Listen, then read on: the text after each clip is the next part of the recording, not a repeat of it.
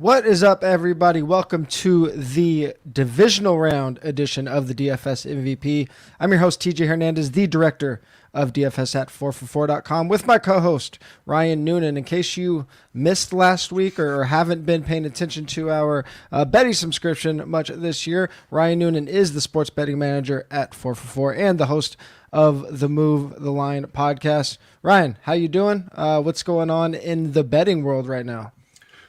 First of all, there's no way you're going to cue this up for yourself. So do not bury the lead. Our boy TJ, double dipping.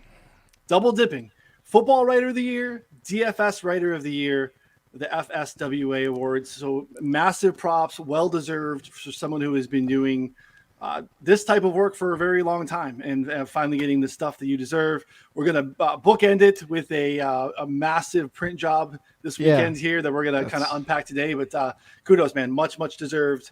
Really happy for you. Yeah, thank you. It's always cool to be recognized by your peers in the industry, and there's a lot of really sharp dudes that are nominated along with us. 4for4 fame, Denny Carter is in the football writer nominee as well. So shout out to Denny Carter. But what's going on with you, man? We got a big weekend this week.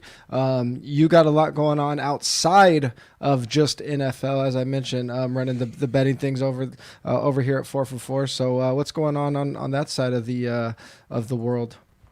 We can finally talk about it. We've been working on it and still have a lot of work to go before we get to the finish line here. But betspurtsgolf.com, it is a live link that you can click on and start to sign up to get our newsletter.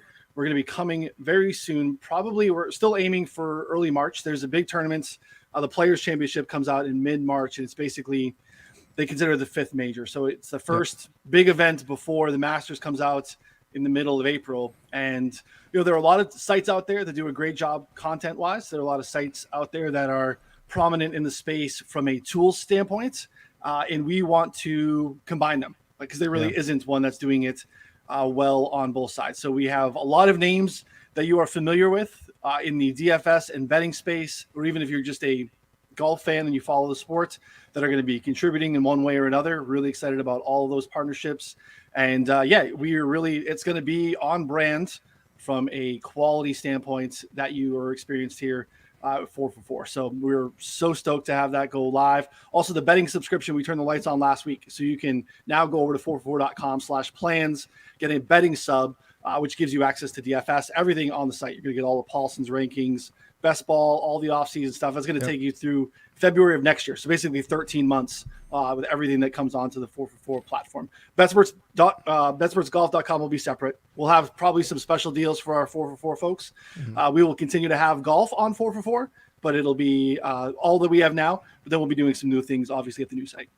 Yeah, man. The BetSperts group, who, if you guys don't know, acquired 4for4 right before the season started, has been crushing it. And as I mentioned early in the year when that happened, they're just setting us up with some awesome resources to expand into things like golf. And for people that are strictly NFL, which, just a lot of people only play NFL, whether it's fantasy or DFS.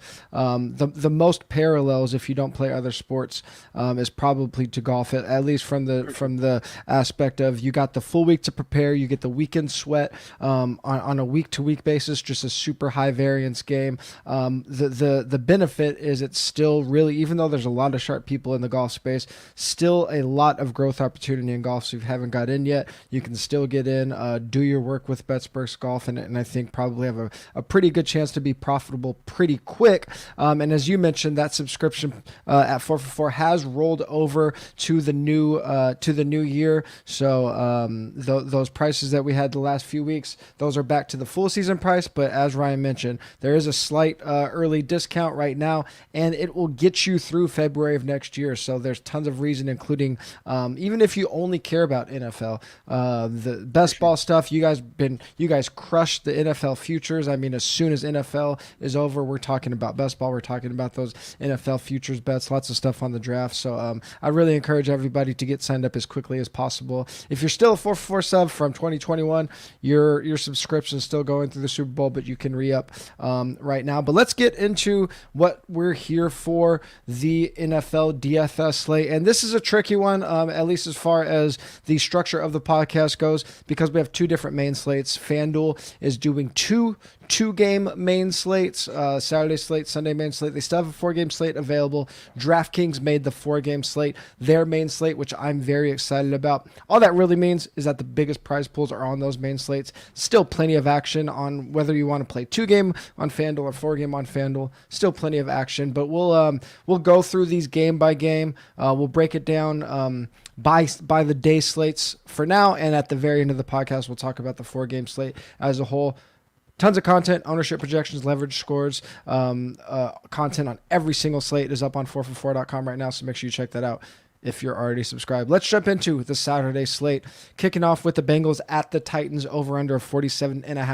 Bengals 3.5 point road dogs, projected for 22 points. Titans favored by 3.5. Implied point total just over 25. The chalk players in this one looks like they're going to be Joe Mixon, Jamar Chase, T. Higgins, A.J. Brown, and then the Titans defense. They'll be chalky-ish on both the 2-game and the 4-game slate. Big news is Derrick Henry coming back, but they are also, the Tennessee side, just really going to be at full strength. Really, for one of the first times this year, you noted in your article, they've only played about 10% of snaps. Tannehill has, with AJ, Julio, and Derrick Henry all on the field together. So I'm really excited about this game. But before we just jump into breaking down the game, talking about those guys I listed as the chalk players, anyone stand out to you as players you like or don't like as the chalk? Yeah, I mean, I think the Jamar Chase chalk is probably some good chalk. We've seen, pretty strong delineation between him and the other guys in the receiving core there, as him being kind of the alpha the last few weeks. We've had 3 straight games of 10, 12, and 12 targets. His air yard share upwards of 50, 30% target share. So pretty massive spot there. I just can't imagine. I buy into this, TJ. I'm curious of you too. We touched on this a little bit as it related to like quarterback rushing last week. I think that in these games that matter a little bit more, I especially think that teams want to get their stars involved. You don't want to get back on the bus on the way home and wonder like, damn, why did we only throw the ball to Jamar Chase 5 times? Yeah. And I just can't imagine that the case here. So no matter the game script, I think that he makes for some good chalk. I think obviously T. Higgins is a nice pivot. But yeah, out of that list, again, it depends on its slate specifics. Like the Mixon stuff. For sure. Obviously on the 2-gamer, I like him to be pretty decent chalk. On a 4-gamer, I think that I probably would rather get into some of the Bengals passing game over Mixon, but I guess we can dive into that. But probably Chase would be my favorite here of the bunch.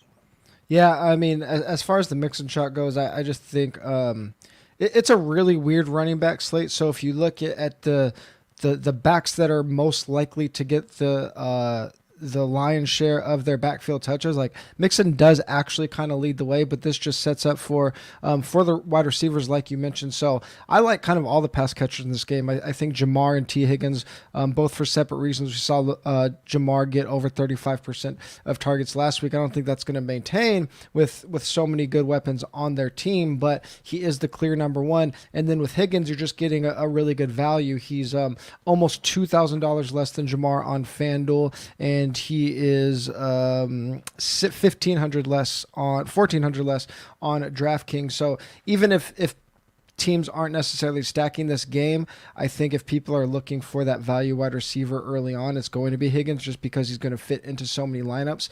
But I do think that with the way that this game can play out, I mean, obviously we kind of have to consider every likely game flow scenario, but both of these defenses really struggled against the deep ball, especially Tennessee. They allowed the 7th highest QBR in passes of 20 or more air yards, the 6th most touchdowns on those games. So like you said, for Cincinnati to win this game, I think they want to take advantage of that secondary and use their best players, and the matchup sets up for them to do that. And then additionally, from a game theory perspective, it lets us lean into Jamar and T, because we have Tyler Boyd coming. I think he has a 4-game scoring streak or something like that, so we might get some people chasing that streak. And then I just don't think it's a good spot for CJ Uzoma one for the matchups that we talked about, and two, especially if you're playing the 4-game slate, it's just a super strong tight end slate. So it's not the kind of slate where I want to be fading. Like Kittle, he might be in a bad spot. We'll talk about that more. But I mean, we got Gronk, Kittle, and Kelsey all on the slate. It's really hard to ditch all three of them for Uzomah. If you only need one to have a bad game, sure. But with three of those guys on the 4-game slate, I think it's Jamar and T Higgins show. Yeah, we cashed the Uzomah ticket last week, so we can leave that one to the side. That works out really nicely. But yeah, to your point, like over the last 4 weeks, we've seen a pass-centric spike on this offense, which we've been like clamoring for all season long. It's up 8% when the game's within 3 points, up 14% when they're leading by more than a field goal, which is really encouraging. And then we also have, to your point, the matchup against this. Really, it's also depleted secondary for the Titans. Jack Rabbit Jenkins, which is also what a boss name. Like if you were gonna Janoris Jenkins just is like, you know what, I'm gonna change it up. I'm gonna go with Jack Rabbit. That is a power move. Strong, very strong. But he is, I think, questionable on the doubtful side here. So the weakness there is on the outside. To your point, the tight end position is tough. They are third in DVOA against the position on the season, so not a great spot for Uzomah.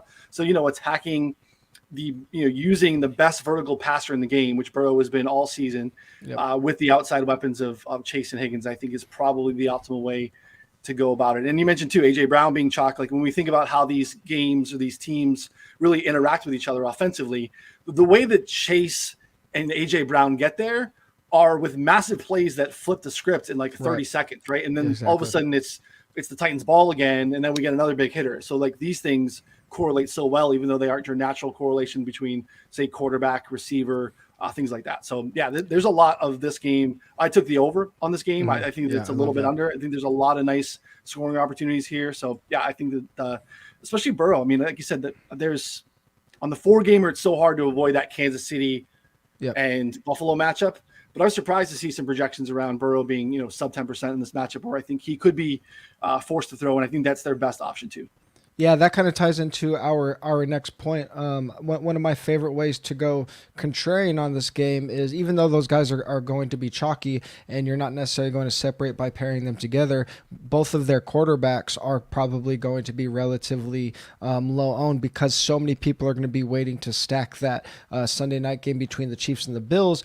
All of the other games have over-unders like between 47 and 48. They're all really bunched up together. But because of the points you made, I think that, one, we know Cincinnati can hit very quickly. Two, all of a sudden we have, like we mentioned up top, Tennessee with all of their weapons. So I don't know if they can necessarily keep all the way up or win a shootout, but I think they can push the Bengals enough where like this could be a 35-28 type game, maybe even more, because Tennessee is at full health. So my favorite way to approach this game from a contrarian standpoint is just to onslaught it, because I think people are going to be very nervous to onslaught anything besides the Bills or Chiefs, because that naturally means you're only going to have a couple spots for those players. But it's just a contrarian build. And then we haven't even touched on Derrick Henry. So is there, besides the quarterbacks, are there any other contrarian plays, ancillary pass catchers, or any of the running backs that you like as contrarian plays here?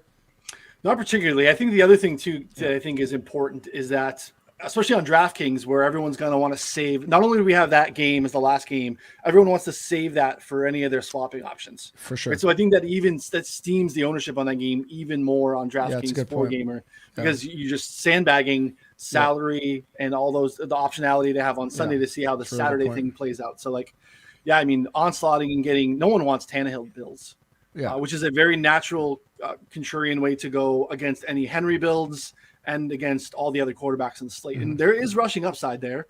We really haven't seen it that much this year, but like we said, we've seen 120 of like 1,100 snaps have had all three of these dudes on the field at the same time. So we really haven't seen the ceiling games that we've seen in the past. New offensive coordinator is an added element there too, but we've seen it from Tannehill. Like there's rushing, equity inside the red zone, which he can very much cuck Derrick Henry in a very easy way. Say that there's just little, big plays from AJ Brown.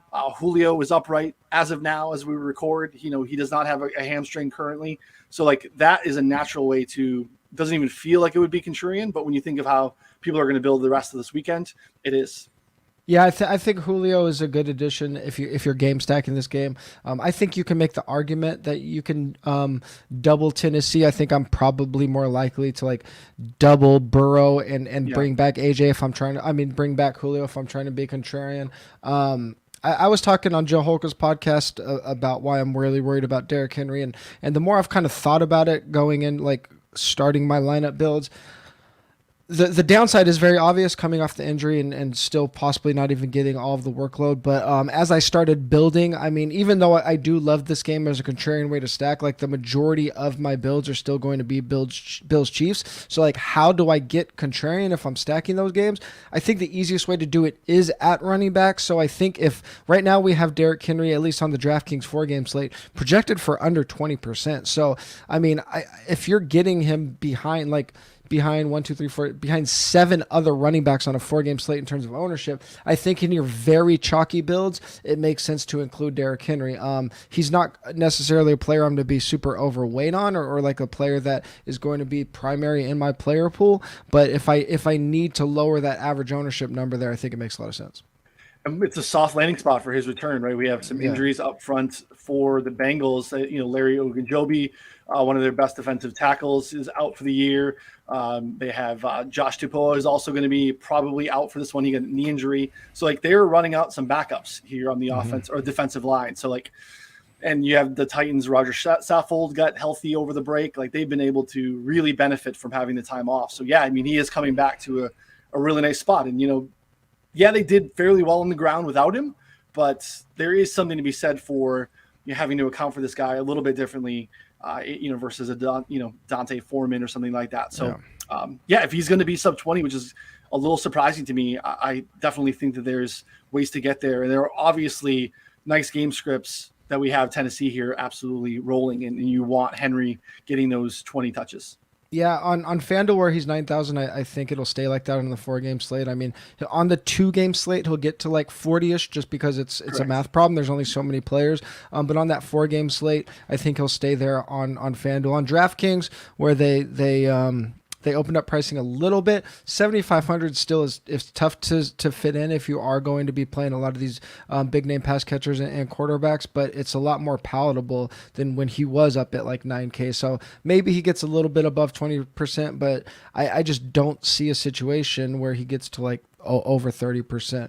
I think we're both kind of in agreement that we like onslaughting this game, especially on the 2-game slate, but at least as a contrarian play. So let's jump ahead to the night game on Saturday, 49ers at Packers. This is really the only game with a significant spread. The over-under is 47, but the Niners are 5.5-point underdogs, implied point total under 21 points. Packers favored at home with an implied point total over 26. We have Jimmy G dealing with multiple injuries, but we'll still have some chalk in this game. Eli Mitchell will be chalkiest just because it's such a light running back slate. I think he'll probably like come in as the 3rd or 4th most popular running back. So not mega chalk. George Kittle will compete as one of the most popular tight ends. I think the top 3 guys and maybe Higbee, because he's so cheap, kind of all cannibalize each other's ownership a little bit. And then Devontae, him and Cooper Kupp, arguably the best wide receivers on the slate. Like maybe you could throw Diggs in there, but from a volume perspective, they're pretty much unmatched. And then the Packers defense. So pretty light chalk on this game. This is probably going to be the most overlooked game of the slate, but is there any chalk that you like out of those players? I don't know how you can not like Devontae Adams. There's no one on the San Francisco side that can slow him down. And it is really the way that the Niners are built. They are a terrific run defense. We talked about it last week. It was why we were wanting to, attack Dak. It didn't really come that way. We wanted to short Zeke. And I think the Packers probably have a little bit more success, but I think that it's still a really tough run defense. They are 2nd in rushing success rate, 2nd in EPA. The path to least resistance is with Devontae Adams, 18 targets in their matchup in week 3. That game-winning drive, if you remember, like everyone and their brother knew that they were going to Devontae, and they went to him 3 times in a row, got in field goal position and kicked the game winner. So like, there's just nothing that they're going to be able to do to slow him down. So he is, I think, fantastic chalk. Again, the way that they leverage him around the goal line too, he just has massive touchdown equity for receivers. So I think he's fantastic chalk. And Eli Mitchell, like 5 straight games of 21 plus carries. Again, with the Jimmy G stuff in the cold against the Packers, who are 30th in run D DVOA over the last like half of the season. They've been really bad, gashed for some big games too.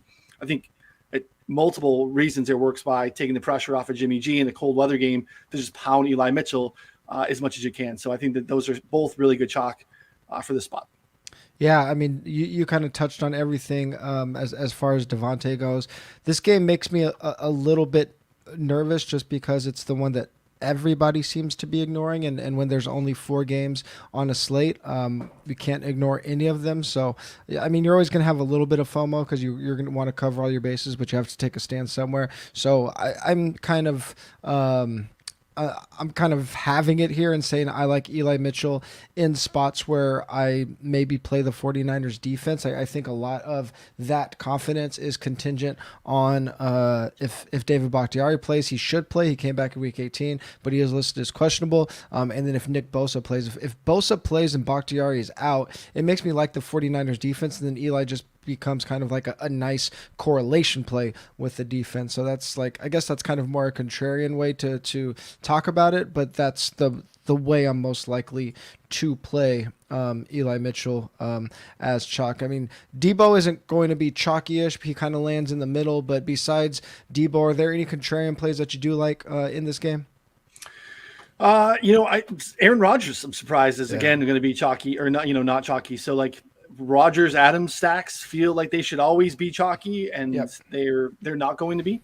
And again, for the same reasons we said with Burrow, it's the same premise. So yeah, I mean, that's a way to get top tier guys with that little skinny and bringing it back with Debo on the other end, and you're using a good chunk of salary there. But again, if this game hits, knowing that it's probably going to be the least owned here, I think that there's really nice ways to get in there. And I don't mind hammering some other stuff too, even if we're not going, with Jimmy G or anything like that. I think Kittle is an easy one that maybe box scores scare people off.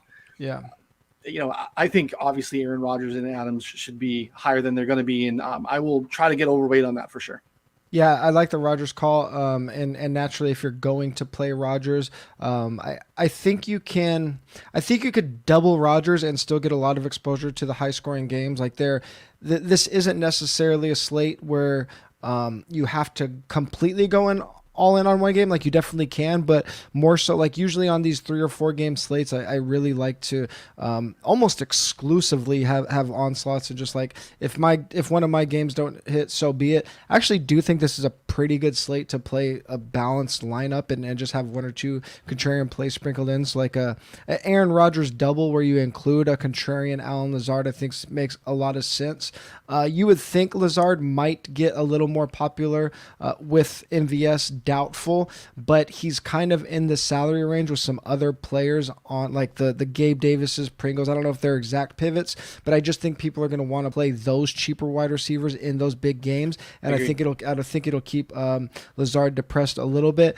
Devontae isn't contrarian, but I do think that, and I'll touch on this again later when we kind of do the wrap-up part, I think forcing in Devontae and Cooper Kupp together is really interesting because it's going to take up so much salary, but they both have such big slate-breaking ability. I just don't think it's a combo we're going to see a lot because so many people are going, again, want to go to that late game, and if you stack those guys together, it's going to be really hard to stack the Bills and Chiefs heavily, but I think it's a really interesting way to get exposure to this game, maybe get all of the Packers points, but I do like if I'm going to be contrarian, it's going to be on the Packers side. Like I'm pretty cold on the 49ers going into this one.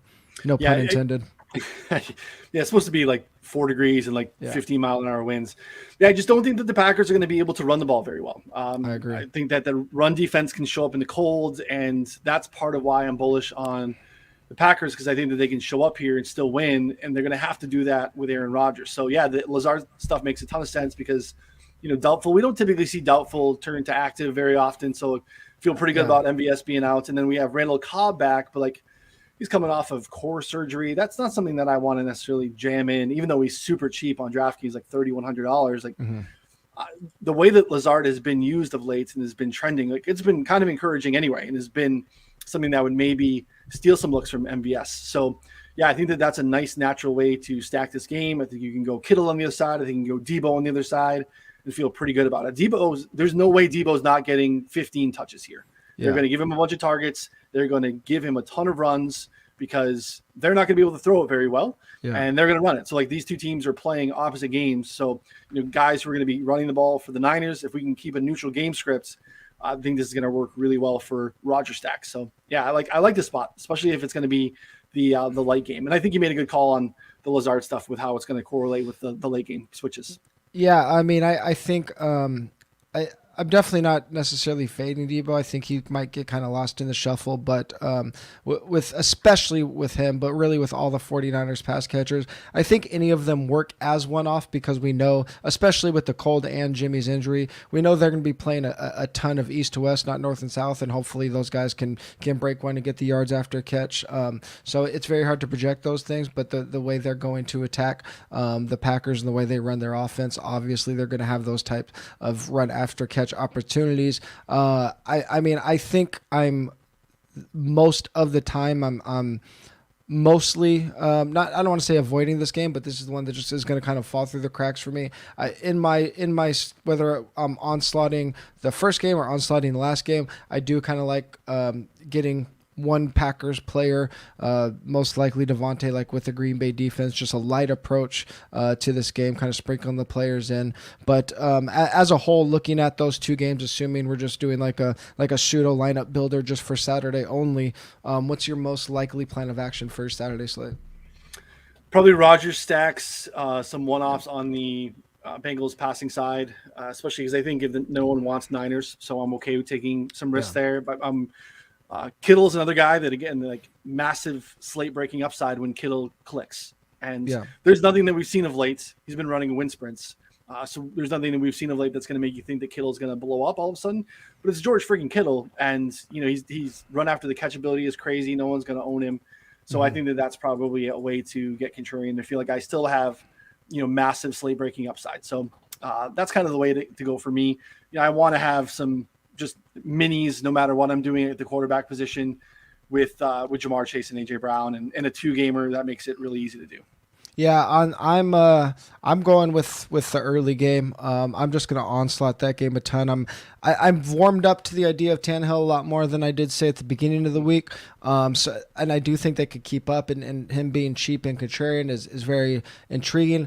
I just think on this 2-gamer, if somebody's going to completely break it, I think it's Cincinnati. So I really like the idea of double, even tripling the Bengals, bringing back the Titans, and then filling out the rest of your roster with Packers, however they fit. I'm completely fine on this 2-game slate with full fades of San Francisco, and I'll be really on both slates. I'm going to be targeting the Bengals a ton, but especially on this Saturday slate. So let's jump ahead to Sunday. Opening the day with Rams at Bucs on Sunday. The over-under in this one is 48 points. Rams are 2.5-point road underdogs with an implied point total of 22.75. Buccaneers favored at home with an implied point total just above 25. We're going to have some heavy chalk in this one. Cooper Kupp is always going to be one of the chalkiest players on this slate.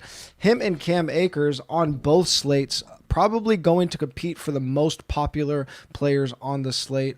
Akers, very affordable, took over what looked like that workhorse role, and then Kupp goes with that explanation. Evans, just because he's an affordable elite wide receiver. It looks like Leonard Fournette is going to play, so we're going to have on the 4-game slate, we're going to have a trio of him, Cam Akers, and Devin Singletary competing as the top 3 most popular backs. On the 2-game slate, kind of the same thing. And then Gronk will be popular as well. Bucs will be popular as well. So heavy chalk in this one, not quite as heavy as the late, but a lot of players that are going to be very popular just because both of these teams have such concentrated attacks. So does anybody stand out to you as the chalk on either side?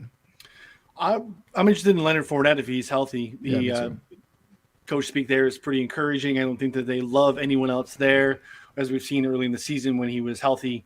And because of some of the issues that the offensive line has with the Bucs, it looks like maybe Tristan Wirfs is going to play. Ryan Jensen's practicing. I don't know. Like Wirfs seems super questionable. And as he tried to fight through it last week, we saw what happened. Like he comes back in the game and gets demolished on like the first play. So that's a big deal against a team like this that can generate so much pressure, with Aaron Donald in the middle, Jensen too. Like I think he's don't think there's questions if he's going to play, but I think there's questions about really how healthy he is.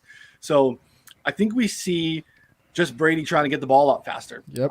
And it's kind of his skill anyway, and that works really well with what we saw with Lenny early this season. So if we're going to have Lenny back with the majority of the workload in the running game, and then, even taking a handful of that, even if Gio starts to eat into that a little bit, Keyshawn Vaughn eats into that a little bit, we're still going to have Lenny catching some targets here. So Lenny makes more sense to me than the Cam Akers.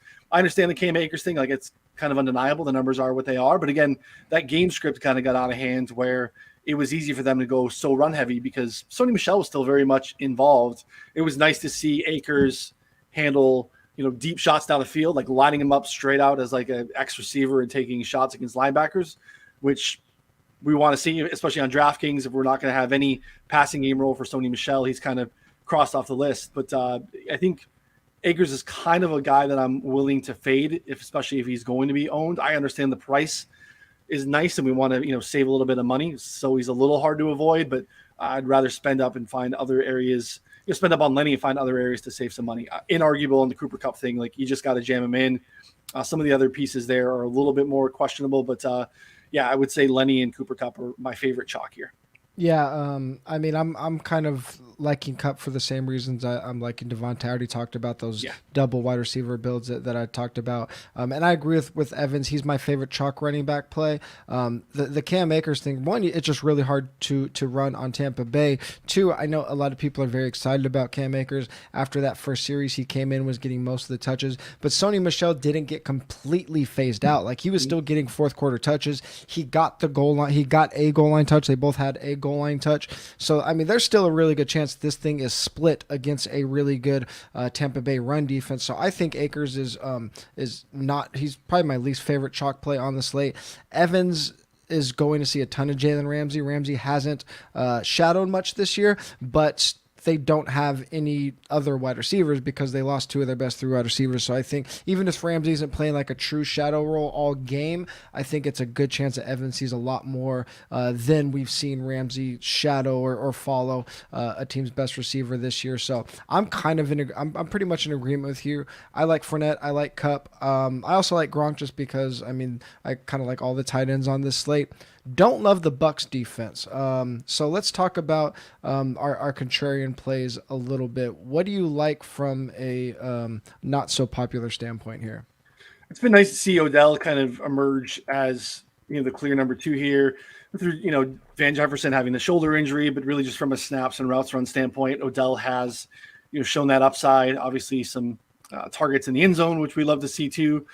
So I think he is a nice, if you're deciding to stack this game on the Stafford side, avoiding the Cam Akers chalk and, kind of laying into the Cooper Kupp chalk, you can go with Stafford, Kupp, and Odell.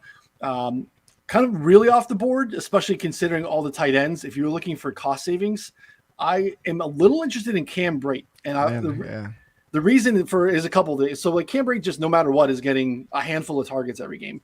But I think some of the offensive line issues are going to cause them to probably lean a little bit more heavier from a personnel standpoint. So whether that's keeping Gronk in line to chip before he's releasing, and you see a lot of just releases in the flats for Cam Brate. Like, he's not necessarily even running a ton of routes. Sometimes he just runs just that little out and Brady just gets it to him real quick. Yep. And, he actually is a little bit talented after the catch for a tight end. So again, like, if he catches a tight end, this is similar to what we were talking about with, Uzoma last week or Dawson Knox last week, and you hit that one perfectly, right? We're really not looking for the volume in comparison to some of these other studs at the position. We're looking to maybe get 4 to 5 balls at the top and then hope we run into a touchdown. Yeah. And I think Cam Brate at a really cheap price avoids chalk, is a nice way to kind of save money, especially if you're wanting to get into the Cooper Kupp and Devontae Adams role. You want to go heavy on the late game. Like, I think that he's a really nice contrarian play who's going to be 2%.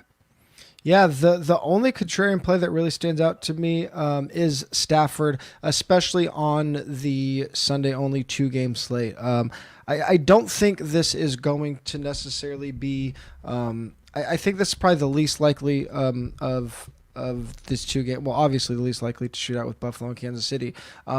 But I think Stafford can get there with if Cooper Kupp is going to go off, I think Stafford needs to get there. And I think if you're going to play him like on the 4-game slate and he is a player that's in the winning lineup, I think it's a week where everybody just kind of hits their median projection at the quarterback position. Like even if Josh Allen and Patrick Mahomes outscore Stafford, if they don't do so by such a huge margin with higher salaries and way higher ownership, and say Stafford goes for like 303, which isn't going to win it on his own, the salary and ownership savings can still get you there with like a Stafford skinny stack with Kupp, and you can still load up on the Chiefs and Bills if you want. It's just going to be a very unique build because people just are going to think if I'm playing Stafford, I might as well just onslaught him. I'm just thinking like from a balanced lineup perspective, Stafford kind of makes sense for me. Oh, that's a great point. Like you said, the 3 in 300 yards isn't necessarily going to get you there by itself. Yeah. But it's part of the build that makes it unique and what it allows you to do in other spots. So, yeah, I think that's a great point.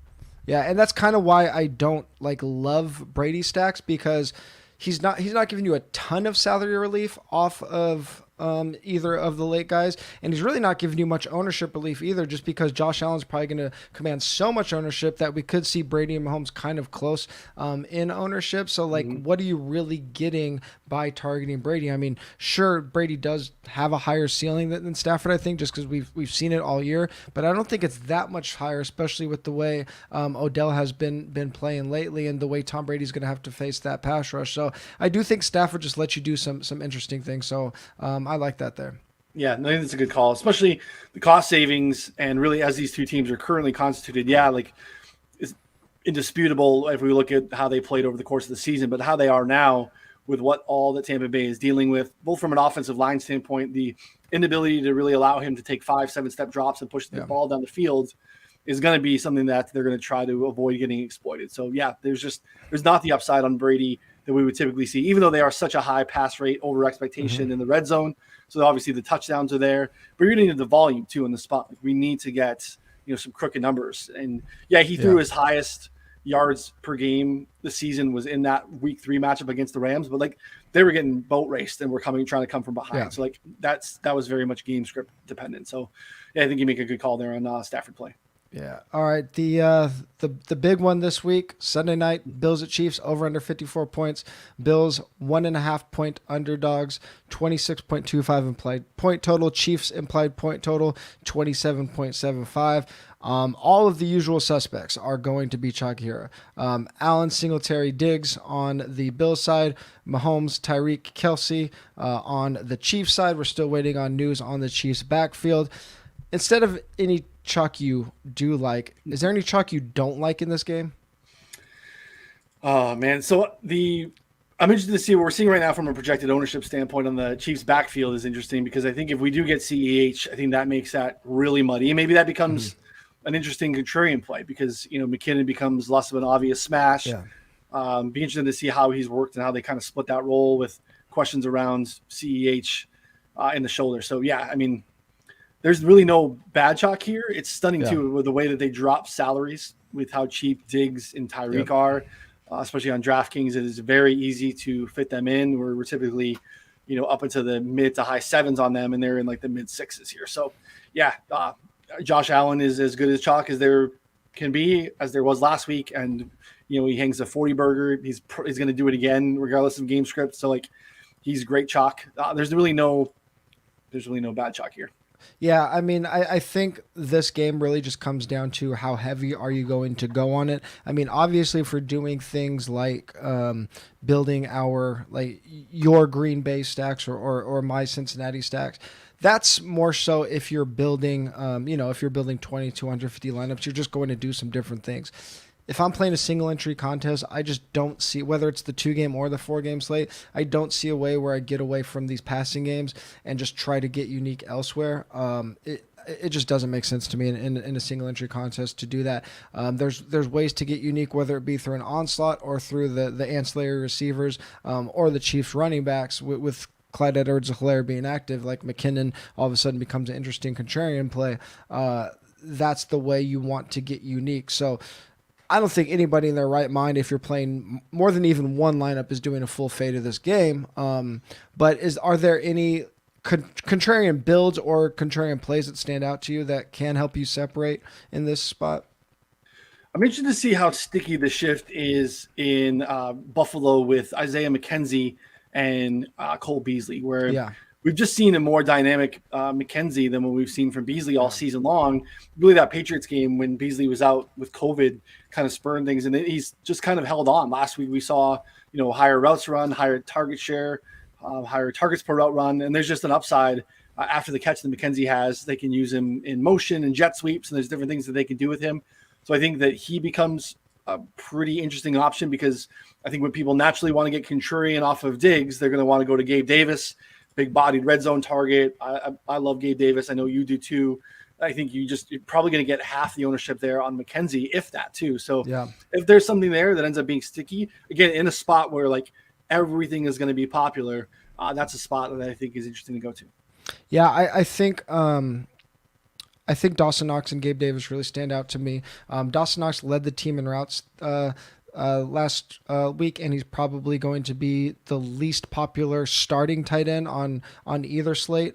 So besides DeGora and Ferkser, but definitely on Sunday, he'll be the sixth most popular tight end on the 4-game slate. So he stands out to me because he did run so many routes last week. And even though Gabe Davis is probably going to like double up Isaiah McKenzie in ownership and Emmanuel Sanders as well, he also doubled him up in snaps last week. So I mean, he just was on the field so much. And I think the Beasley thing is real. One, because McKenzie's just looked really good. Manny's back.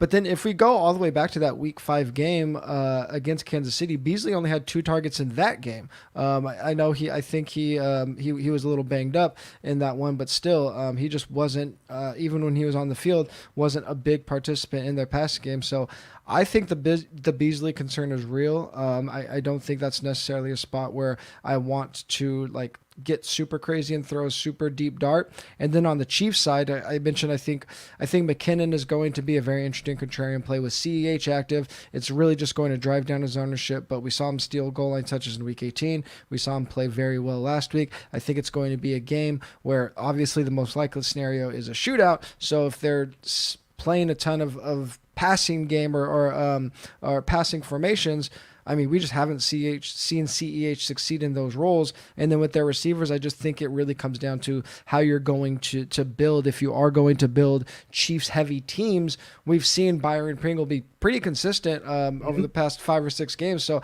I think if you are going to Chiefs onslaught, Pringle makes sense as an ancillary pass catcher. Like you can play him with either Tyreek, Kelsey, or both. Whereas someone like Mecole Hardman, I think you want to play him in, especially with Tyreek Hill, in place of Tyreek Hill. If Tyreek Hill has a bad game, it's probably more likely Mecole is going to have more likely to have a better game where Pringle can succeed with both of them. Yeah, that's a good call. The McKinnon stuff is interesting. Like, I had the premise last week, right, where I was on Derek Gore as a pivot, but it was the wrong guy. It ended up being Jerry McKinnon. And he said, like, he was involved in the Week 18 game. From a pass catching standpoint, there's been a dude that we've been dying for like 7 years, right? To get on the field, stay healthy, get opportunities to break things. And there's still a little bit of juice left in the tank. So we just haven't seen enough. And a shoulder injury to a running back is not something that we should understate here. So obviously CEH looks good. He's going to be active. He's going to play, probably takes some of the early down stuff. But like as this game gets going, if it gets back and forth, if it does become something that Buffalo gets up and pushes the pace, I think you do see McKinnon go from chalk to a very contrarian play at the running back position. Again, there's some equity at the position where you're losing the running back position somewhere on McKinnon is something that people are going to have a hard time swallowing. So I think he becomes a really, really high upside guy in the spot. Again, we want to get access to this game that's a little bit off the board, and it's really hard to do. So you kind of, again, have to hold your nose at times and build some stuff that you necessarily don't love when you hit submit. Yeah, I mean the McKinnon thing. He's a very classic case of like he's a game theory play, and it's very counterintuitive to how at least how I was going to approach him. If CEH was inactive, or we got word that he was going to be active, I probably would hate the Jerick McKinnon play. I don't want to play Jerick McKinnon at 40%. But with CH being active, if I can get McKinnon at 18, 19%, I like him as a play a lot more, especially because Devin Singletary is going to be with Akers and Fournette fighting for that most popular running back on the slate, especially on Sunday only. So there's a million ways to approach this game. There's so many combinations. Is there one that stands out to you as how you want to approach it? The one that's of interest to me was similar to how I liked Buffalo last week too, which is kind of an onslaught that involves both Allen and Singletary, where you're just trying to soak up, you're going to get all those touchdowns because Singletary is chalk, but I think you might see some people be hesitant to include both, with just the natural way we perceive correlations to work. And we have to go a little bit off the board in short slates. So, if this game does go crazy and the Bills are hanging 35 plus on the Chiefs, I feel pretty good about having 4 touchdowns at least from those two guys combined. So that seems a little different. You can again pick whoever you like there from a receiver standpoint. You'll still have enough money to afford Diggs. If you just want to go with Gabe Davis, I think it makes a ton of sense. And then covering the tight end position, throwing in Knox, something like that is an easy way to cover and wrap the stack up too. That will not be owned. Will not be a very popular stack in this slate.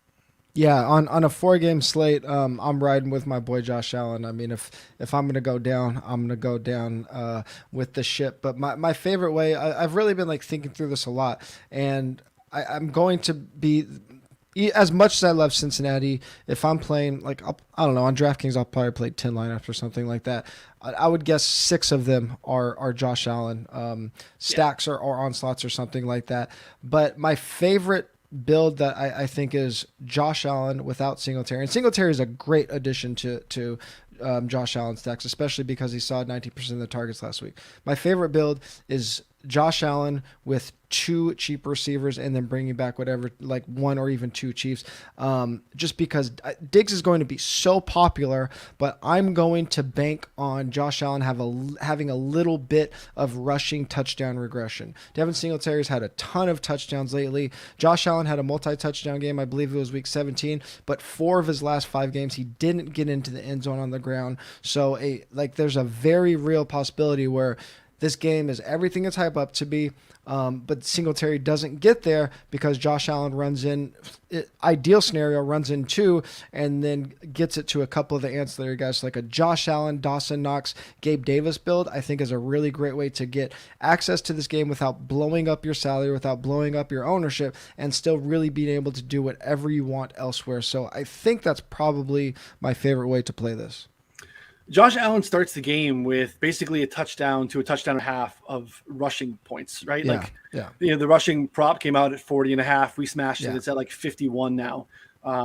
It's a touchdown on DraftKings. It's more than a touchdown. So to your point, if he's throwing for a couple and we start to see some regression and he's getting in there in the end zone, dude is just unbelievable when he is playing like this. The upside is really there's no, even Mahomes, the Mahomes best game. Mahomes has a little bit of rushing upside, but we're talking about mid 20s. We're not talking about like 80 yards on the ground and 2 scores. And that's very much in, I think, non-tail outcomes of Josh Allen's performance here this weekend. We're not talking about this crazy might happen, could happen. That is firmly in the center distributions of where he could perform this weekend. Yeah. And we don't the thing I think people really need to understand about Josh Allen is chalk, so I want to be contrarian.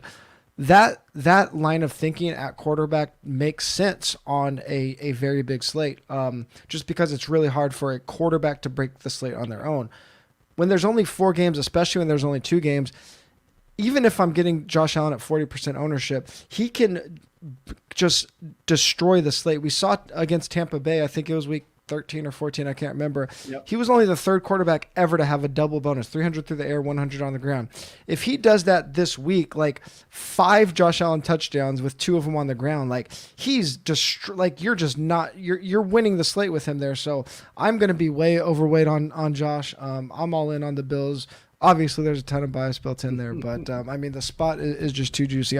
I'm not saying fade Mahomes, the Mahomes side is fine. Sure. I think you should definitely be going there, but Josh Allen, just I know we talked about Tannehill's rushing ability, but this is just a slate with so many immobile quarterbacks. There's a good chance every quarterback has 20 or less rushing yards and Josh has 100, right? Like that's Yep. very feasible. So this Sunday slate, I think we're both kind of in agreement that you have to go heavy on this game.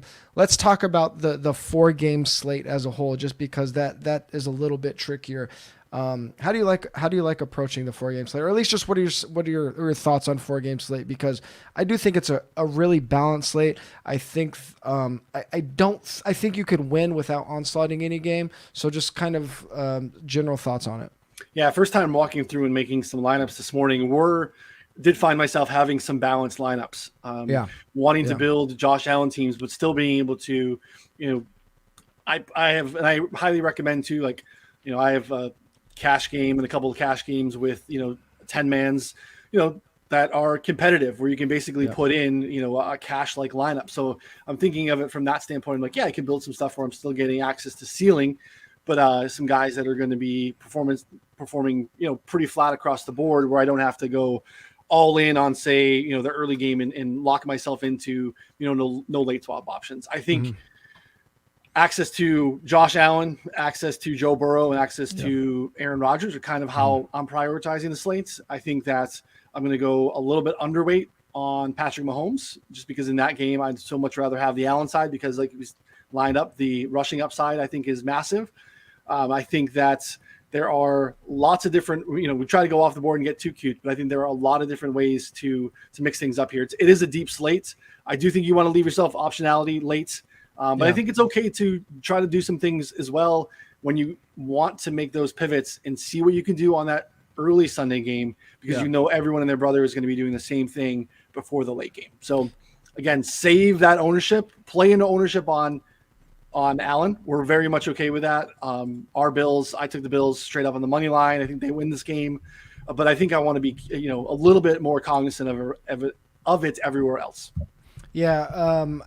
The thing that's really interesting about this 4-game slate is often what we've seen with these 4-game slates is usually, especially regular season 4-game slates or like 3-game slates like Thanksgiving, usually there's a couple players that like might draw 60 or 70% even on a 4-game slate. The ownership is like pretty evened out, so it's going to be relatively easy to be overweight on your favorite plays. So I've talked about this on a lot of the small slate content we've done, whether it be articles or podcasts. I think it's just very important to find game flows that you like the most and find a couple contrarian players you like the most and just really hone in on those plays. I know that's a little bit generic, but you can really get into trouble on these 4-game slates trying to cover all your bases. Yep. Like you're just going to have to take some stands on some guys, and there's just going to be good players that you're going to fade. I agree with you. Like there's a lot more balanced lineup combinations than I would usually like on such a short slate, but I will have my fair amount of onslaughts with that first game and with that last game. And to your point about about late swap on this slate, I would say don't go into it building for late swap. Let your builds come around those topics that I talked about, and when the late swap opportunities come, especially with the last game being the most popular, look at the leaderboard, look where you stand, wait out your risk versus reward ratio, and then do the late swap. But don't try to plan for late swap and think that's like the only way you're going to be contrarian. Play the lineups that you like and let late swap kind of come to you on this one. Yeah, I think almost even ignoring it, because I think that's such a good point, TJ, because we want to be thinking about late swap, but in this, it's backwards for us, unfortunately, because like we're late swapping into ownership, because we know that's going to be the heaviest owned game of the weekend, especially in the 4-gamer. So like, it's okay going heavy on the early stuff and just kind of planting your flag. Hopefully you hit it, and then you are naturally contrarian, knowing that, you're going to have to sit and hold your ass while that late game happens on Sunday. But if you were right, if you played into the way that you think the scripts are going to go, you should be sitting in a nice spot.